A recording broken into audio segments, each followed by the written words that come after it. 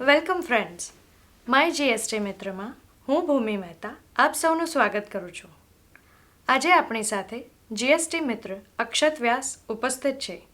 અક્ષત વ્યાસ કે જે ભારતના પ્રખ્યાત એડવોકેટ છે, the commercial tax practitioner association જામનગરના તે પ્રમુખ છે. The Gujarat sales tax bar association કે જે ગુજરાત સાથે સંકળાયેલા વકીલોની નામાંકિત સંસ્થા છે, એમના તે જીએસટી કમિટીના કન્વીનર છે.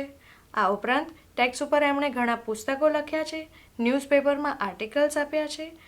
આ ઉપરાંત એમણે ઘણા વક્તવ્યો પણ આપ્યા છે અને ટેક્સ વિશે ઘણા લોકોને માર્ગદર્શન પણ આપ્યું છે. તો વેલકમ અક્ષતભાઈ. નમસ્કાર. હવે એક જીએસટી મિત્ર એવું પૂછે છે કે એમની સોસાયટીના કોમન પ્લોટને એ લોકોએ મોબાઈલ ટાવર માટે જગ્યા આપી છે ભાડે, તો એમની જીએસટીની જવાબદારી શું આવશે? જમીન જે ભાડે આપવાની પ્રવૃત્તિ છે એને સપ્લાયની વ્યાખ્યામાં અથવા તો સપ્લાયના વ્યાપમાં સમાવિષ્ટ કરી લેવામાં આવેલ છે અને આથી સોસાયટીનું જો કુલ ભાડું 20 લાખથી વધુ થતું હોય તો જીએસટીની જોગવાઈ તેઓને લાગુ પડશે.